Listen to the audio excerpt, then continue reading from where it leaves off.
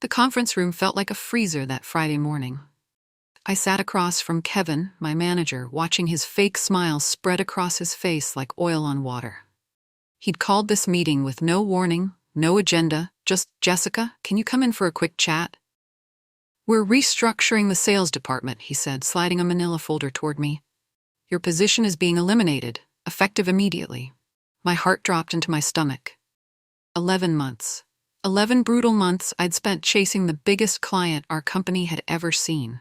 The commission was supposed to be $56,000, my biggest payday ever. "What about the Lane Industries deal?" I asked, my voice barely steady. Kevin leaned back in his chair, that smirk growing wider. "The company will handle that transition internally. Don't worry about it." I stared at him, speechless. He was stealing my commission right out from under me. As I packed my desk an hour later, hands shaking with rage, Kevin walked by and chuckled. "Don't worry, Jessica," he said, loud enough for everyone to hear. "The client will be just fine without you." If only he knew what he'd just started. 11 months earlier, I'd been desperate.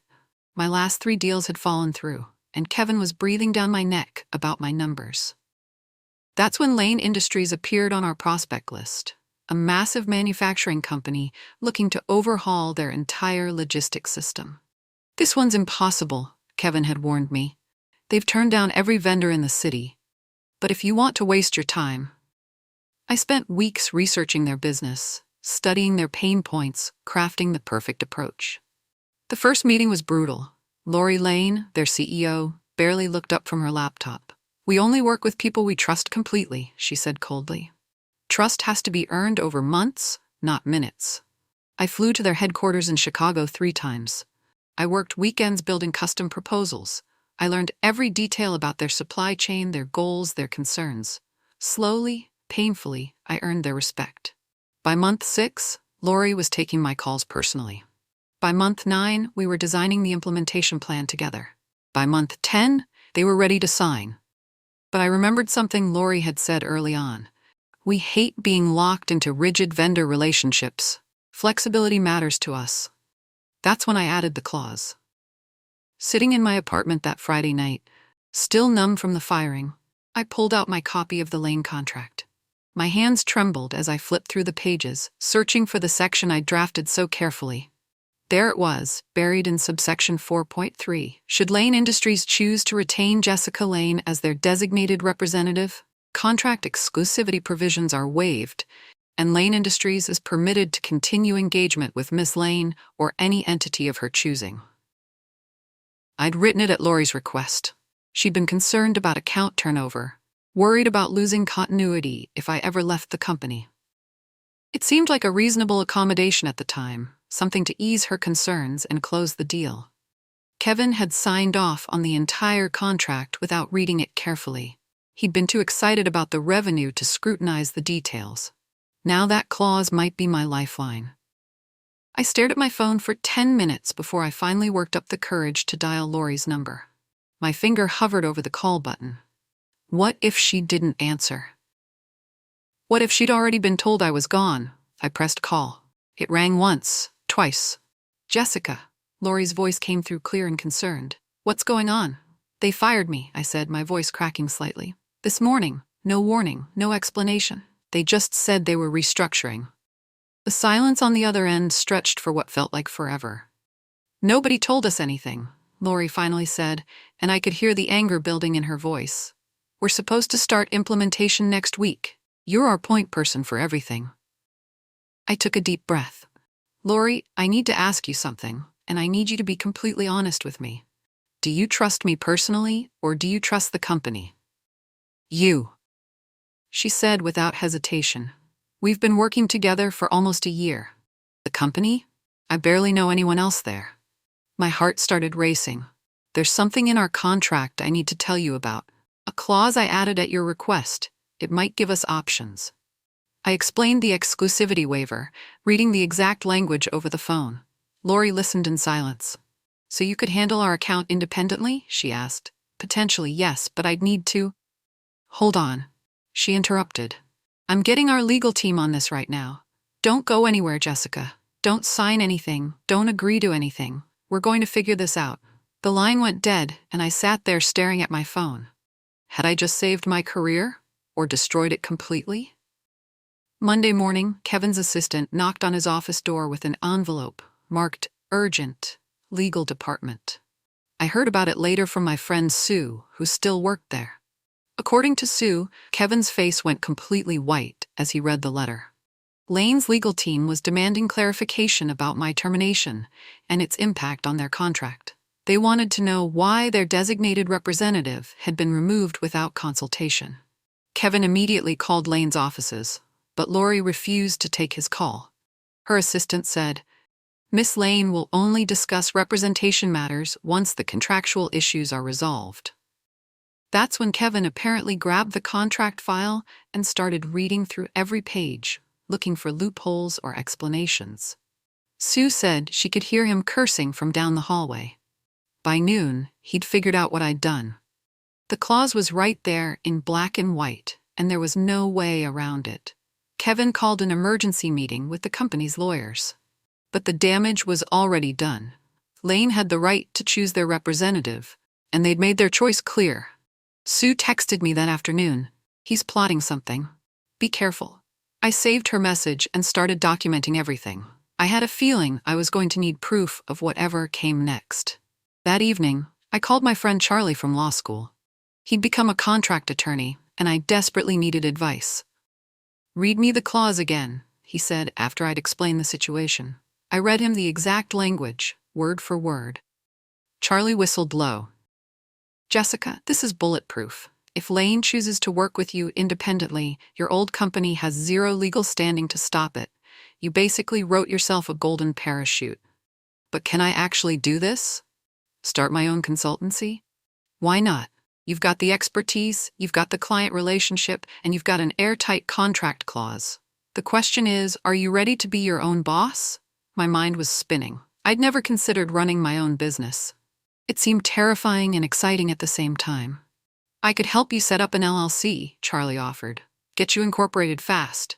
If Lane wants to work with you, you'll need to be a legitimate business entity." I spent the rest of the night researching business licenses, insurance requirements, and tax implications. By dawn, I'd made my decision. If Lane wanted to work with me, I was going to be ready. "Let's do it." I told Charlie when I called him back. "Welcome to entrepreneurship," he laughed. By Tuesday, Kevin's desperation was becoming obvious.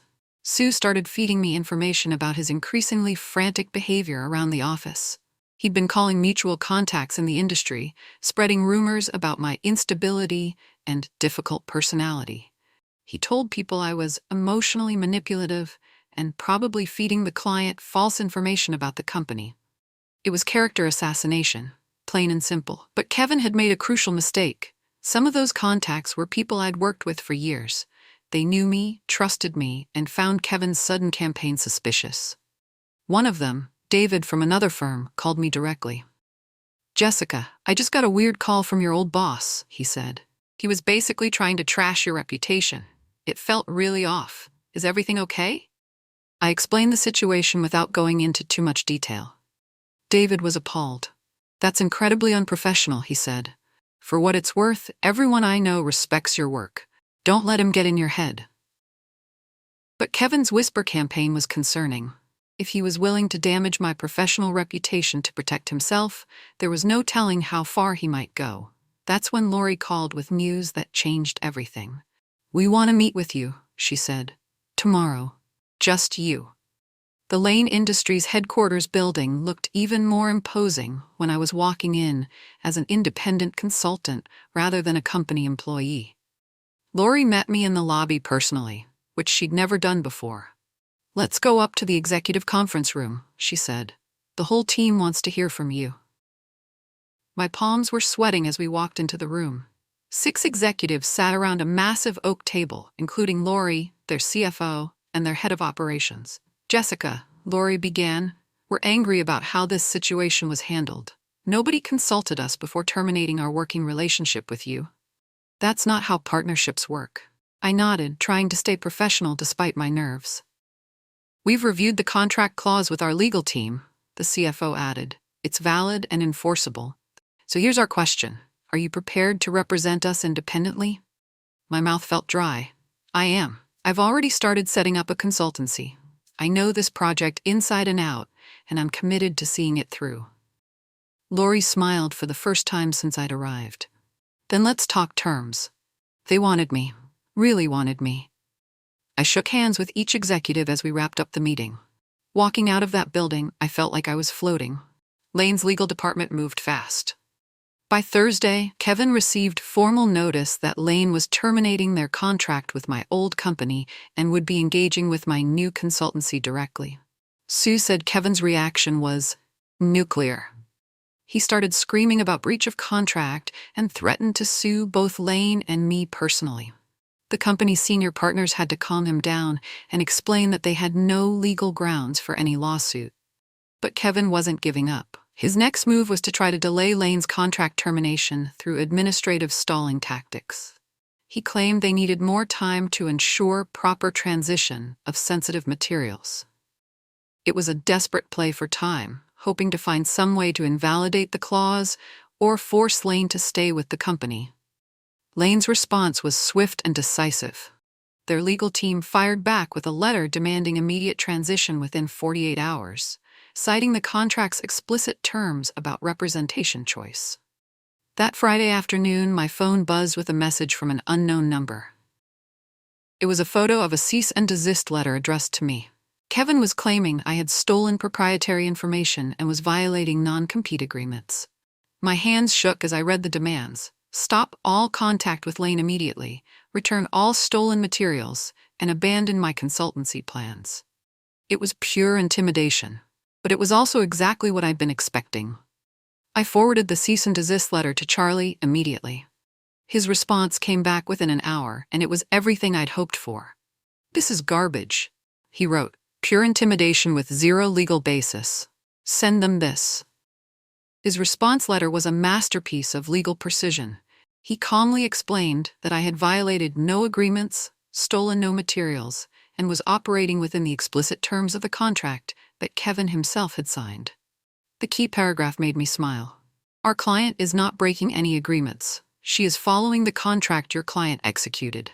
If you have concerns about the terms you agreed to, that reflects poor contract review on your part, not misconduct on ours." Charlie attached copies of the contract clause, Lane's written confirmation of their intent to work with me, and documentation showing I had developed all client relationships through proper channels. I sent the response that same day.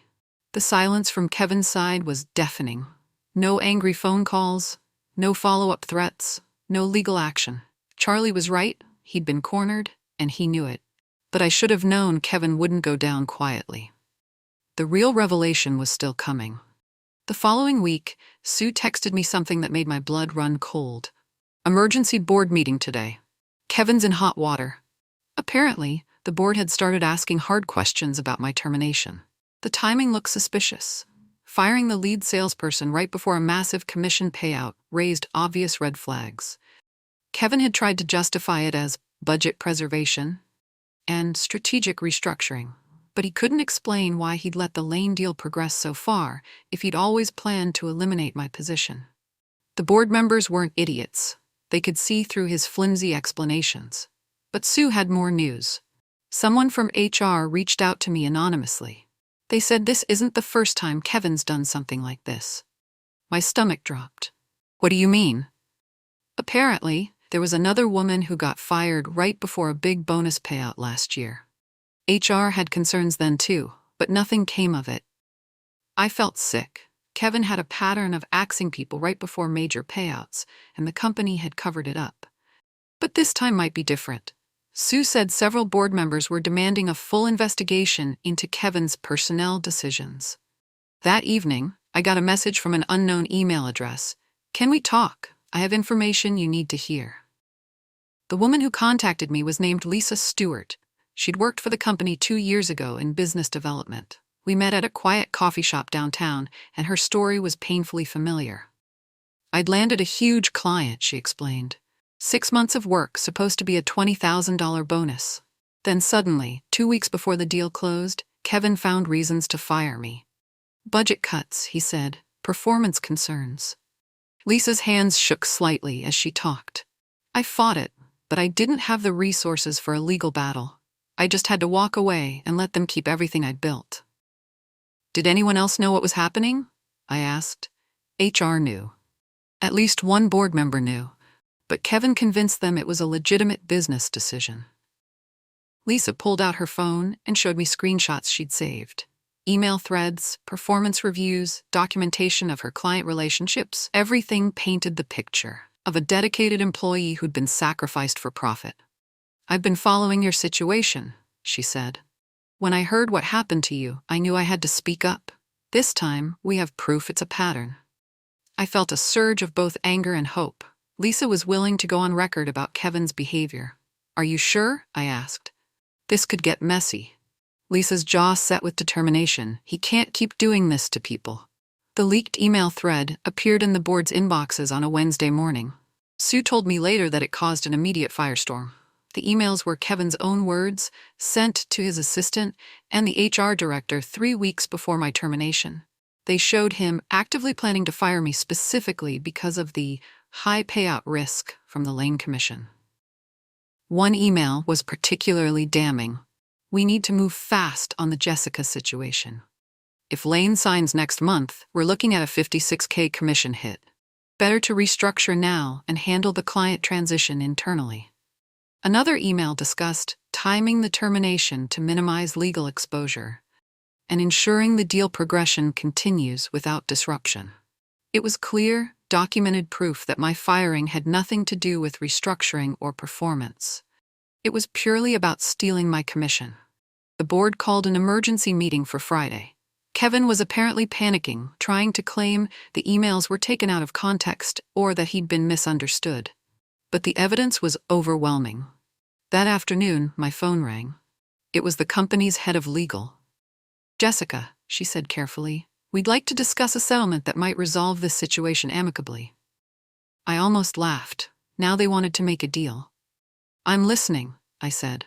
The settlement offer was exactly what I'd expected, $56,000 to make everything go away quietly. They'd pay my commission, I'd sign a non-disclosure agreement, and we'd all pretend none of this had ever happened. That's generous, I said to their lawyer, but I'm afraid that deal is no longer available. There was a long pause on the other end.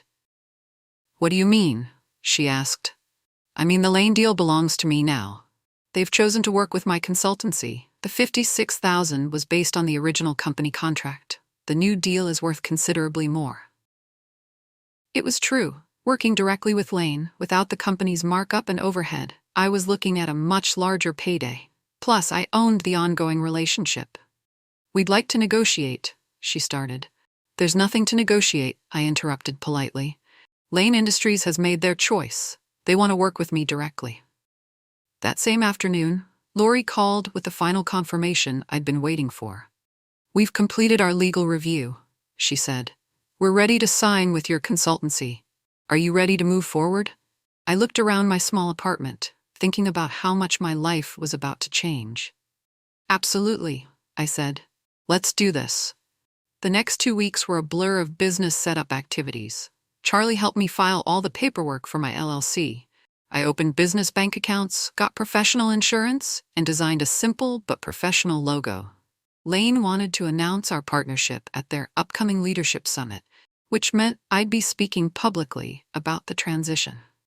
The thought terrified and excited me in equal measure. Sue kept me updated on the chaos at my old company. Kevin was desperately trying to save his job, claiming he'd been following company policy and that my departure was purely coincidental timing. But too many people knew the truth now. Lisa's testimony, the leaked emails, and the pattern of behavior were impossible to ignore. My former colleagues were quietly cheering me on. Several had reached out privately to congratulate me on landing the Lane deal independently. A few even asked if I'd be hiring soon. The night before the Lane Summit, I practiced my presentation in front of my bathroom mirror. I was going to be speaking to 200 business leaders about ethical partnerships and client relationship management.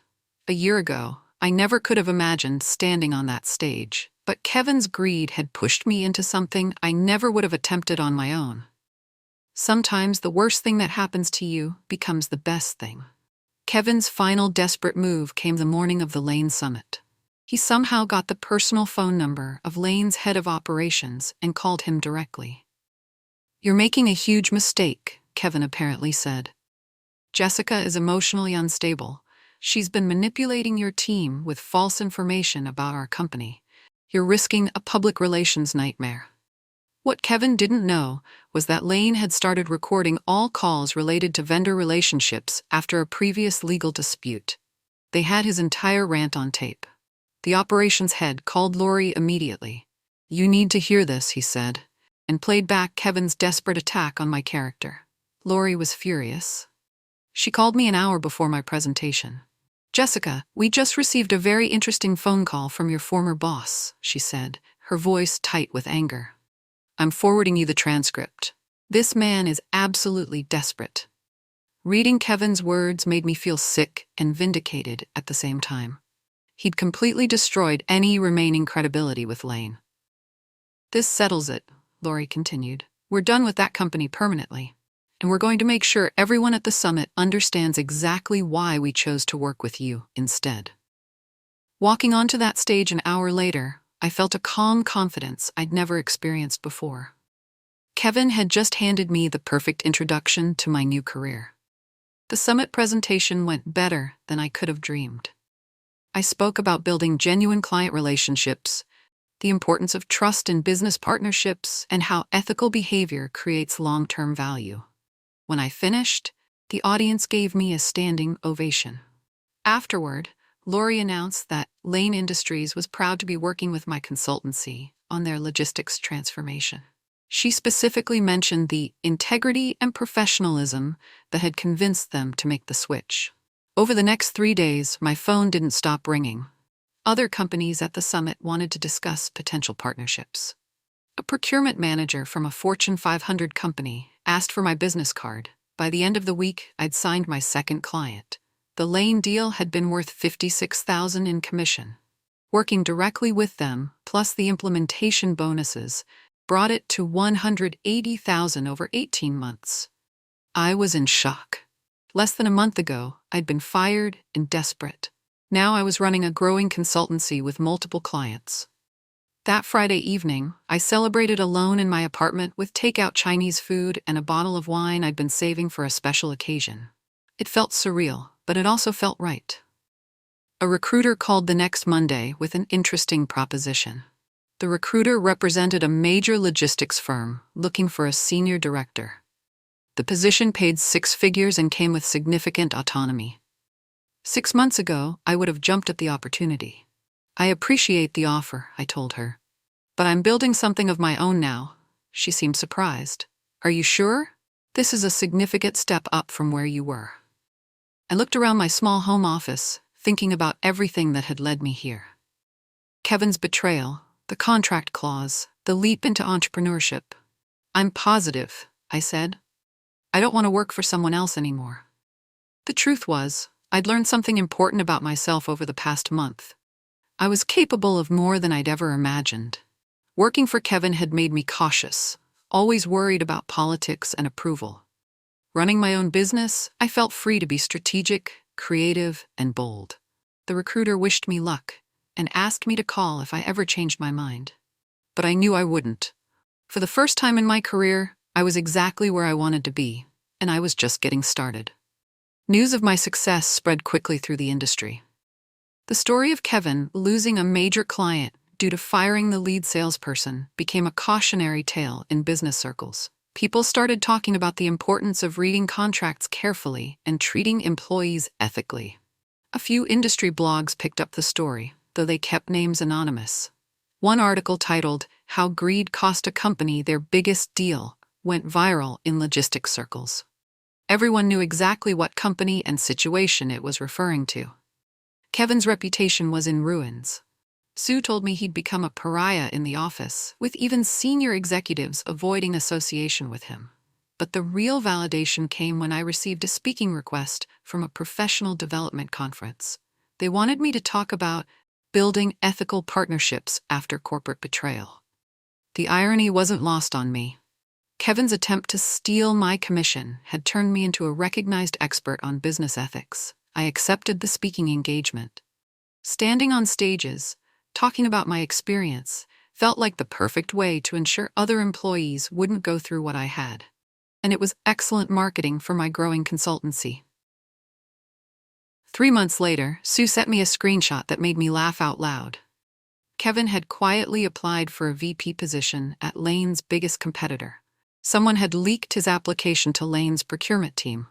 Within hours, Lori had called the hiring company's CEO directly. "If you bring Kevin on board," she said politely, "we'll need to reconsider all future partnership opportunities with your firm." The message was clear. Hiring Kevin would cost them Lane's business. Kevin's interview was canceled that same day. Sue said he'd become increasingly desperate, applying for positions well below his previous level. But word had spread about the leaked emails and his vindictive behavior toward former employees. Nobody wanted to hire someone who'd created such a public relations disaster. That afternoon, I got a LinkedIn message that surprised me. It was from Kevin himself.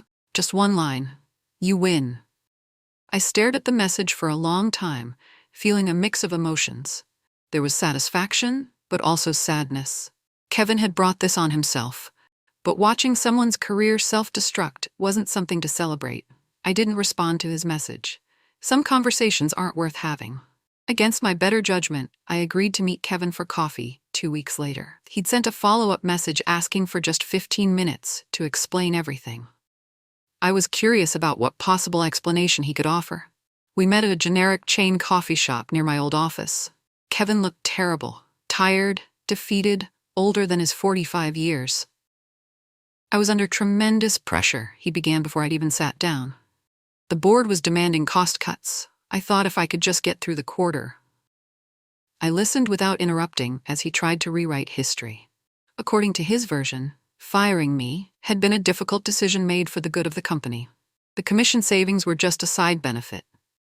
"I never meant for it to get this ugly," he continued. "The legal threats, the rumors, I was just trying to protect myself." When he finished his rehearsed explanation, I leaned back in my chair.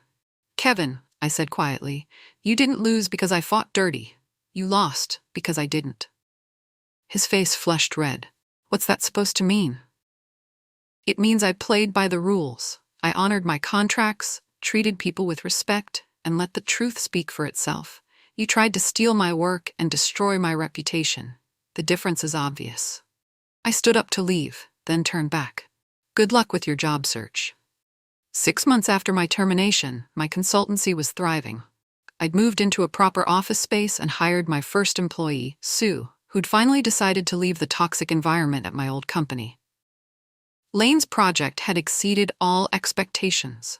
Their new logistics system was saving them millions annually, and they'd become my biggest advocate in the industry. I'd also started a small mentorship program, helping other professionals who'd been pushed out by unethical management. It felt good to use my experience to help others navigate similar situations. One evening, I was reviewing proposals for new clients when I got an unexpected email. It was from another former client of my old company, a mid-sized manufacturer I'd worked with briefly 2 years ago. "Jessica," the email read, "we heard about your new consultancy through Lane Industries. We're not happy with our current vendor relationship. Would you be interested in discussing a potential partnership?" I smiled as I typed my response. I'd be delighted to discuss it. The next day, Sue told me she'd heard rumors about more clients jumping ship from our old company. "You're becoming their worst nightmare," she laughed. But it wasn't about revenge anymore. It was about building something better. Over the next year, 3 more clients followed Lane's lead and switched to my consultancy. Word was spreading that I offered the same expertise as the larger firms, but with better personal service and more ethical business practices. My old company was hemorrhaging clients and struggling to explain why their former employee was suddenly their biggest competitor. Sue showed me the industry newsletter that finally announced Kevin's departure. Effective immediately, Kevin Walsh is leaving his position to pursue other opportunities. No farewell party, no glowing tribute, no mention of his 15 years with the company. Just a quiet exit and the erasure of his legacy. I felt a moment of sympathy for him, but it passed quickly. He'd made his choices, and I'd made mine. The same newsletter mentioned my consultancy's rapid growth and recent industry recognition. The contrast was striking. From fired employee to industry leader in 18 months, Sue observed. That's got to be some kind of record. I was proud of what we'd built, but I was prouder of how we'd built it. No shortcuts, no betrayals, no stolen credit, just honest work and ethical relationships.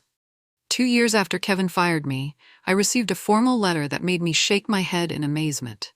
It was from my old company's board of directors, asking if I'd be interested in returning as a senior partner. They offered equity, autonomy, and a generous salary. They wanted to rebuild the company culture, and thought I'd be the perfect person to lead that effort. I read the letter twice, then walked to my office window. My consultancy now occupied the top floor of a downtown building, with a view of the city that stretched to the horizon.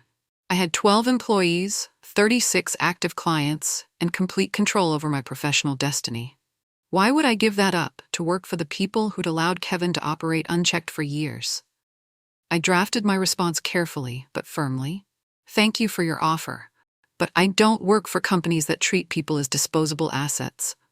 I wish you the best in finding leadership that shares your values. I sent the email, closed my laptop, and stepped onto my office balcony. The city stretched before me, full of opportunities and possibilities. This time, it was mine to explore on my own terms. Standing on that balcony, I thought about the journey that had brought me here. Kevin had fired me to save $56,000 in commission. He'd thought he was being clever, eliminating an expensive employee right before a big payout. Instead, he'd launched my career as an entrepreneur and lost his company, their biggest client. The Lane deal alone had earned me over $300,000. Add in the other clients who'd followed, plus the ongoing contracts and speaking engagements, and I'd made more money in 2 years than I would have in 10 years working for someone else. But the money wasn't the best part. The best part was the freedom to build something meaningful, to work with people I respected, and to sleep peacefully, knowing I'd earned everything through honest effort. Sue joined me on the balcony, carrying 2 cups of coffee.